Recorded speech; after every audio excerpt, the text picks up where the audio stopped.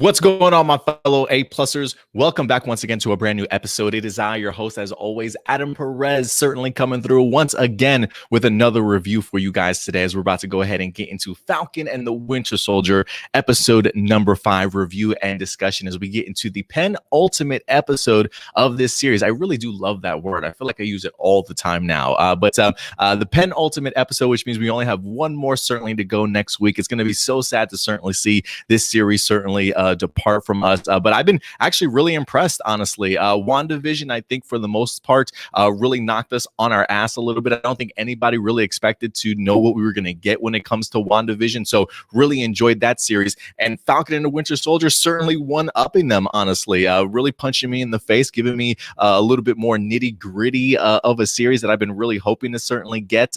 Kind of definitely getting that Winter Soldier vibes all season long, honestly. And they've been knocking it out of the park in its own right, guys. So we've only got one more episode left. It's definitely going to be sad to certainly see them go. But if you ask me, the MCU on Disney Plus is 2 for 2 at this particular point in time, guys. So I'm really pumped to go ahead and get into this. And this episode certainly did not let me down at all. I thought it was a great sort of build-up episode, especially towards the finale. You can definitely feel like things are about to hit the fan for sure in a really, just a really epic way. And I think we're really going to be expecting some fantastic Marvel Studios sort of level production when it comes to this last episode, to certainly say the least. But guys, we will be getting very spoiler heavy in here. So if you have not had the opportunity to watch this episode this week and you want to go and check it out and then come back, certainly go ahead and feel free to. But understand, you have been warned before we go ahead and get into this. And listen, guys, if you continue to love our content, if you love our reviews, hit that like button. That big thumbs up certainly goes a long way on our YouTube page. And certainly feel free to go ahead and subscribe to our channel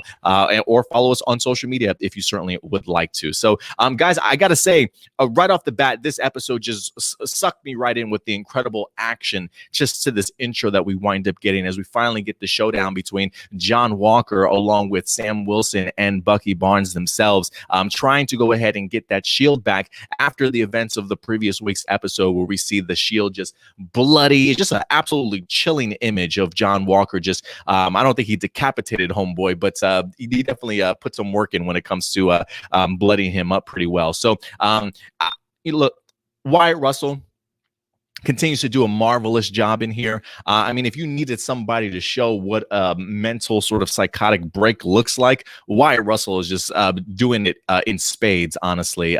Love just to see him having to go through all his memories, thinking about Lamar, him being pushed to the limit, if you will, having to take the serum and things like that. It's really messed up poor Jon Walker in here, but the action that we wind up getting, just incredible. I love just that line of Sam saying, we need the shield. And you can just see the look on Jon Walker's face, like, that's what it's all been about this entire time, huh? This is what you certainly wanted, and it brings them to fists and kicks and all that good stuff in here. Great action from Jon Walker ripping off Falcon's wings, to the tag team move at the very end where you got Winter Soldier picking him up and swinging him as Falcon winds up like doing like a double knee or a shield to the back. I mean, just a brutal tag team move, to certainly say the least. They really should go into WWE after this fight sequence that we wind up getting. But it was brutal, it was bloody, it was everything that I certainly wanted it to be, all in a desperate act to go ahead and get that shield away from Jon Walker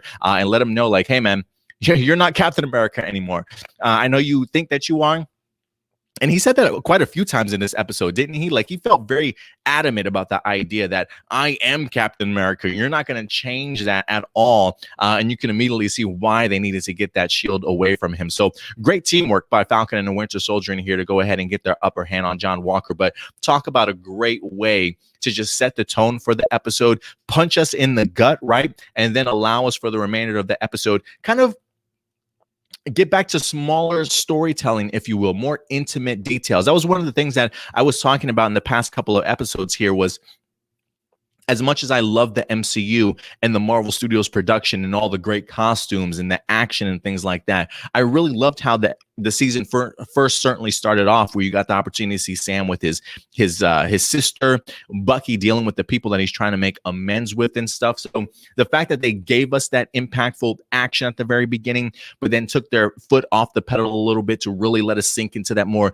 emotional state and the mindset that both these characters are going into, I thought it was a perfect touch, incredible pacing, and really just to go ahead and get us ready for next week's episode. Like, just ending the episode off on the briefcase being open, not showing us the costume, but seeing Sam react to it after everything that he's certainly been through, gave me goosebumps at the end, to certainly say the least. While that's not technically the end of the episode, we did have ourselves a little bit of a mid-credit scene also, but just seeing Sam kind of mentally prepare himself, I thought was pretty impactful, because I'm really expecting the first time that we see Sam Wilson in next week's episode, hopefully he's going to be in his full Captain America guard, new costume, new wings, shield in hand, and I honestly cannot wait. If you guys can see over my shoulder there, that little wing character, yeah, that definitely is Sam Wilson himself in his costume. Let me go ahead and grab that real quick.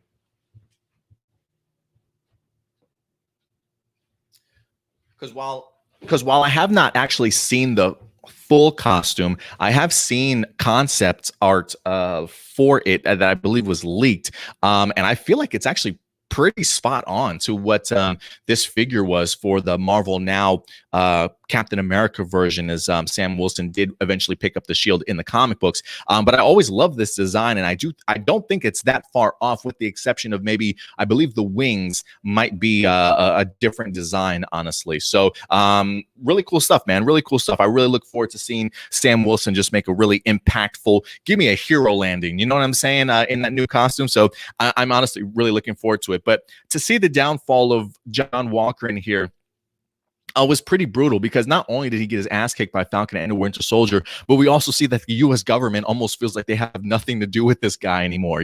I love the passion of Wyatt Russell as Jon Walker, just explaining to them, like, look, you built me, right? Like, you created this, and you get the opportunity to see how the government winds up treating him. I mean, granted, look, he did an international incident, right? I mean, not too many people can feel too bad for the guy, but there are like just hints of reality that I feel like takes place in this show, in the sense of maybe how like the U.S. government treats its veterans, right? Like the idea of everything that you've done for this country. While Jon Walker, certainly nobody's going to shed any tears for this guy over the fact that he killed a man in cold blood, and everybody around the world certainly saw it. You know what I mean?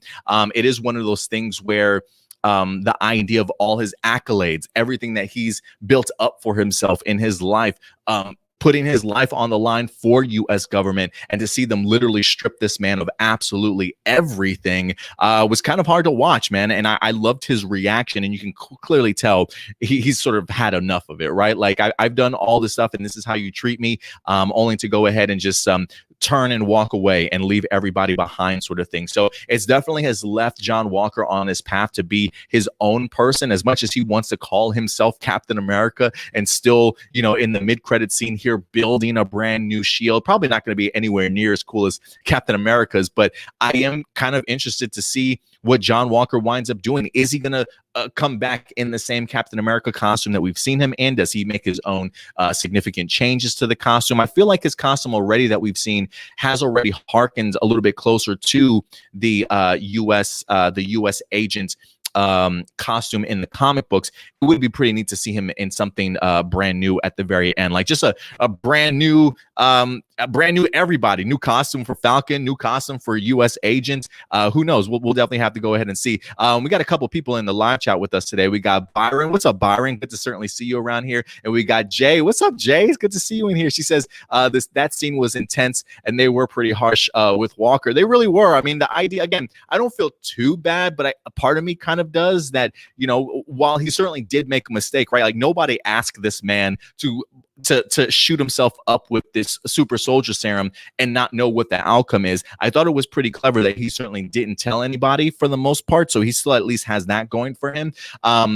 but while nobody asked him to, you could definitely see where it pushed him to. But even outside of that, I mean, listen, he did kill somebody. You can't really forgive him for that, but you have to strip everything away from this man. And yeah, you definitely get to see just the downfall of Jon Walker in this episode, unfortunately. But listen, there might be a comeback for Jon Walker in here as we do get introduced to a brand new character. My goodness, hold on one second. Let me just make sure I pull this up right, because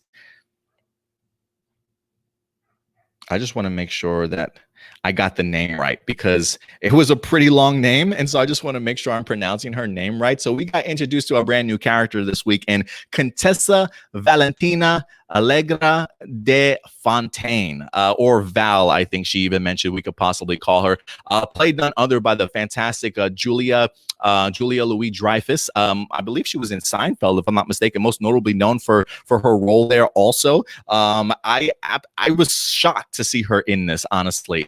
She actually is playing the MCU character who also goes by the name of Madam Hydra.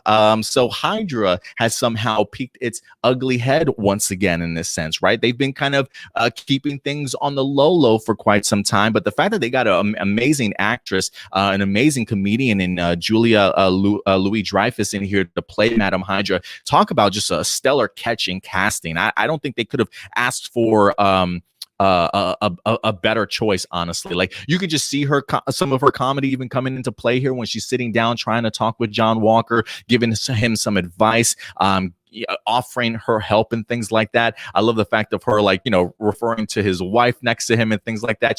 I thought she really just killed this role, and I'm honestly expecting a really big part for her to certainly play in the MCU going forward. One of the things that I wind up hearing was that she actually was cast in the Black Widow movie. Now, Black Widow's movie was supposed to come out months ago, and unfortunately we certainly didn't get the opportunity to see it. So I do believe Louis-Dreyfus was supposed to make her debut in the Black Widow movie, but since it has been pushed, I am kind of curious if Kevin Feige has cut out her scenes, maybe, if we're still going to get her in there, because of the fact that this is now technically her brand new debut in Falcon and the Winter Soldier. So it definitely goes to show that she certainly has a bigger role to play in the MCU going forward. And I'm really eager to see how she maybe revitalizes Hydra, or maybe she plays a different role at the end of the day. Maybe she winds up being the one to bring together the Thunderbolts, perhaps. Maybe this is a little bit of a recruitment scheme for her.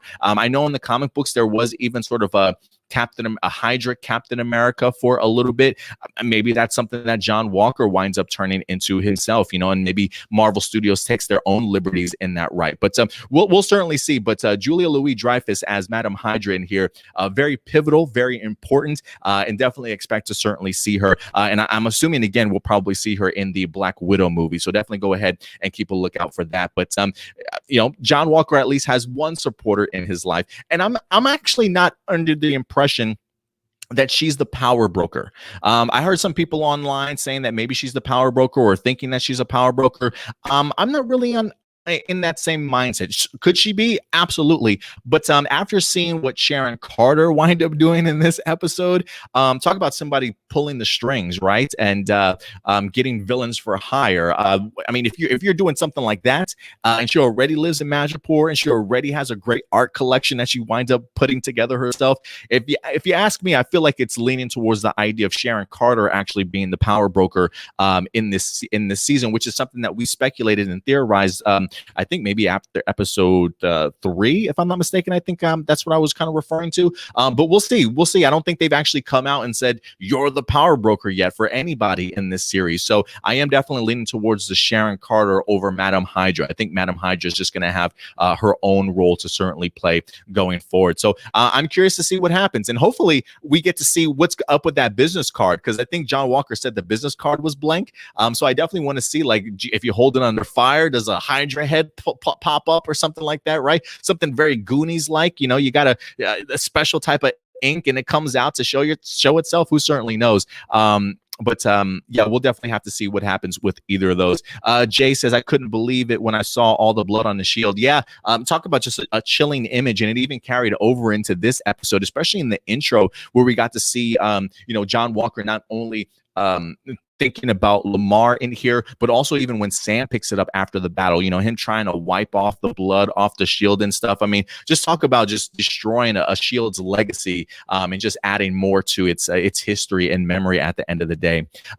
Couple other things I definitely need to talk about. We've got to talk a little bit about Sam in here, who was just the man of the hour, if you ask me. I'm so glad that they wind up bringing back Isaiah Bradley and having Sam have another conversation with him. You know, while learning the truth of Isaiah as the Black Captain America, if you will, was pretty telling to Sam. You definitely could see very early on that he certainly had a lot more questions. And this is a conversation that he certainly needed to have. He needed to have the perspective of somebody who did represent America as a Black man, just to kind of see how he was treated at the end of the day. You know, I know in the comic books they refer to the idea of they were 300 people that they actually did experiments on, and about only 5 of them, like a handful of them, actually accepted the serum. And this is what Isaiah was certainly talking about the idea that there was 5 of them together, a little bit of a group that would certainly go on missions. Some of them unfortunately died during these missions. Some of them were certainly even captured at a certain point in time. But really what got Isaiah in trouble was the idea of, in the comic books, he not only steals a costume of Captain America, but he also steals the shield as well, to go ahead and save his buddies and take down a Hydra facility in the process, right? So as heroic as it comes, the guy's taking down Hydra, defeating Nazis, saving his people, if you will, and his thanks for that was actually to be put in jail and to be experimented on. And it's kind of crazy when you think of the parallels between him and Steve Rogers, because if you do go back to Captain America, the first Avenger, what is it that Steve Rogers got praised for? The idea of disobeying orders, going into enemy territory, and going to save his troops, right? And then he comes back with everybody in tow, and everybody's happy to see him. Our hero. Let's shower him with confetti and all this good stuff and praise and you know, all that stuff. You can clearly see the parallels between there, right? What clearly them two doing the same thing, but one, unfortunately, because he was in fact a Black man, wind up getting the shit end of everything, unfortunately. So I just really enjoyed the impact. He had some great lines. He says they will never let a Black man be Captain America, and that's probably very true, regardless of the fact of what Sam Wilson may want to do as far as becoming Captain America and carry that shield.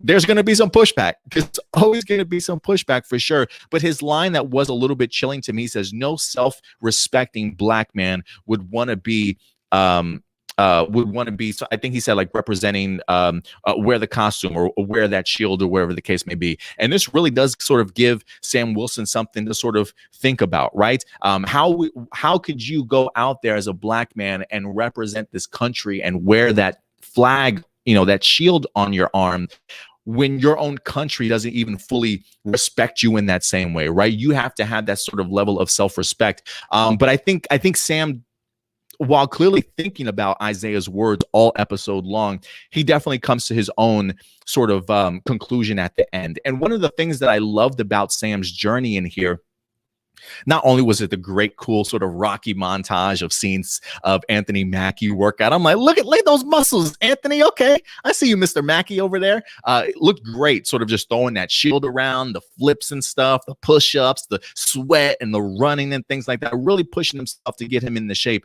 to be the new Captain America and things like that. But, you know, I think what opens Sam's eyes, and at least what opened my eyes, was a really great tender moment in here where after his training, he's just holding his shield, or he's placed his shield down, and you can see his nephew staring at the shield, tracing the star with his hand really slowly, and you just see the smile come over Sam's face. And it's an idea that now his nephew, right, a Black kid, can see themselves in their uncle, can see themselves as being a hero, that they too can become Captain America at some point in their lives. You know what I mean? Like, that's just extremely moving, very inspirational. And I think this gives Sam maybe just a different perspective of what Isaiah Bradley certainly had, right? The idea that, you know, you can't give up. that even though we do get tired and we've been dealing with the same shit for the past 400, 500 years, right? It's probably never going to end. God, I hope it does. But it is one of those things that sometimes, despite all that, and despite the fact of what it certainly turned Isaiah into, Sam continues to have that hope, that him holding that shield, him being that symbol, will maybe be a kick in the ass that America needs, that bold vision, if you will. And there's just a lot more to it, I think, that Sam Wilson is realizing than what Isaiah certainly kind of put forth. I mean, don't get me wrong, Isaiah certainly has his great points, and to the point to where Sam Wilson certainly has thought about it enough. But I do think he also understands that there needs to be hope and inspiration and a new face for America, to really showcase the idea of being able to connect with somebody that has gone through that struggle. You know what I mean? So I thought it was great. I thought all the Isaiah stuff was great, to see the impact that this country certainly had on him, because Sam, even before he picks up the shield, is already in that same mindset as Isaiah. That's probably one of the reasons why he certainly gave it up in the first place, not necessarily believing in himself, knowing that there's going to be pushback, and that fear is probably what caused Sam to go ahead and give the shield up in the first place. So I was so glad that they let Sam and Isaiah have this conversation in here this week. And quick honorable mention, we do see Elijah Bradley, the grandson of Isaiah, in here also, who in the comic books does go on to become a superhero himself in Patriot and winds up joining the Young Avengers. So I'm kind of hoping that because they've at least dropped Elijah Bradley in here twice in this season, that maybe that actor has a bigger role to certainly play as the MCU certainly continues forward. But great moments in here between Isaiah and Sam, and not just Isaiah and Sam, because honestly, I thought Sam was really just the shining light of this episode this week, but I continue to love his camaraderie with Bucky, and just seeing what these two have kind of built up over this season. They joke around about the idea towards the end, the idea that they're not partners. I think Sam calls them, we're co-workers, right? But they're not even that. They technically are friends. While they may not necessarily want to come out and say it, I think the bond that these two have certainly grown. It has been amazing to see on screen. Some of the laughter, some of the teamwork, even getting the opportunity to see Bucky come out to Louisiana and wind up helping Sam out with his boat and with his family and things like that. I thought really went a long way in regards to building their friendship with one another, and some really great intense talks in here. But I absolutely did love seeing just their friendship wind up growing in here, and also love just the I don't even know if Bucky was meaning to flirt with Sarah or anything like that, but just him trying to be smooth about introducing himself to Sam's sister and Sarah, seeing just the look on Sam's face, like, don't go flirt with my sister type of thing. I mean, listen, Bucky's been in Wakanda for how long now? I mean, maybe homeboy's got some jungle fever in him now, right? Like, maybe he's like, what's up, Sarah? I see you now. Like, you never know. He spent his time in Wakanda. That can change a man, is all I'm saying. You know what I mean? So I absolutely love what Bucky wind up turning into, just seeing his growth in here. And their great conversation just about the legacy of the shield. One of my great lines in here too, and I'm glad that Bucky wind up saying it, was the idea that apologizing to Sam and saying, listen, Steve and I had no idea, right? Like, we did not understand what it felt like as a black man to sort of be handed this shield, not understanding sort of the burden and the weight that comes with it, because you've never had to experience that life. You know what I mean? Everybody clearly does go through their struggles. Clearly, Bucky's definitely gone through his own struggles, to certainly say the least. But there is still a privilege level when it comes to Steve and somebody like Bucky, right? So there's really no way that they can understand what Sam Wilson would have to think about or have to go through emotionally when handed that shield. That's a heavy burden for a black man to definitely have to go ahead and take upon himself. So I love the fact that he at least explains the fact that we would never understand, you know what I mean? And at least apologizes to him for that, because Bucky came pretty hard at him, not understanding why he gave up the shield in the first place. And you clearly get to see all the doubt that Bucky wind up having, not only in Steve, but himself after that decision also. But I thought it was great. Listen, it's one of those things where this was just another shining moment as to why Sam deserves the shield and how he would make a really great Captain America. Because the first time that we saw him in Captain America Winter Soldier, he was leading or hosting a support system for vets, that have gone through sort of PTSD or, acclimating to the idea of being back home. So this is a guy that's experienced some things, knows how to give advice, and the fact that he gives advice to Bucky and gives him sort of that tough talk, that tough TED talk, if you will, I think just was right in his lane. To be able to empathize with people, understand what they're certainly going through, and kind of give them some help them, give them a little bit more peace of mind and understanding how to get through some of their struggles. I thought it was absolutely great, because when he's giving that speech to Bucky, I'm thinking to myself, I could see Steve Rogers given the same speech. You know what I mean? So I just thought that went a really long way, and really just to kind of see how Bucky may approach trying to make amends with some of these people. And I'm really hoping that he goes back in the final episode to either tell the truth to his friend that we saw at the bar very early on in this season, or at least help him sort of get past everything that certainly happened. You know what I mean? So I think this puts Bucky on a really great path. And I think this continues to solidify Sam Wilson as one hell of a next Captain America for the MCU. I think he's been doing just an absolutely incredible job. Anthony Mackie certainly has, for sure. So let's see here. We also do see that Bucky winds up giving Sam Wilson the new costume.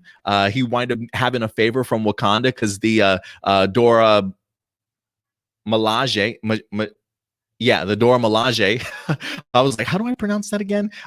They finally came and picked up Baron Zemo. It looks like Bucky's giving him the pass, and he's like, you know what? Let the Wakandans certainly take you, to certainly say the least. So I'm assuming that favor definitely was this brand new costume that Wakanda kind of put together. So listen, this suit's going to be badass. It's going to be badass. It's going to be tough, right? Because it probably has some vibranium in it and all that good stuff. So I'm really eager to see what they wind up having in store for us. But guys, listen, these are just my A+ opinions. At the end of the day, I definitely want to go ahead and know yours. I thought Anthony Mackie shined in here with Sam, with his great chemistry with Bucky in here, even along with his sister, having some really great sentimental moments, and really just having everybody finally fully understand what each other's going through, the mindset, right? Like even him and his sister have come to agree on terms to not sell the boat, that it is our family's legacy, it's our history, you know what I mean?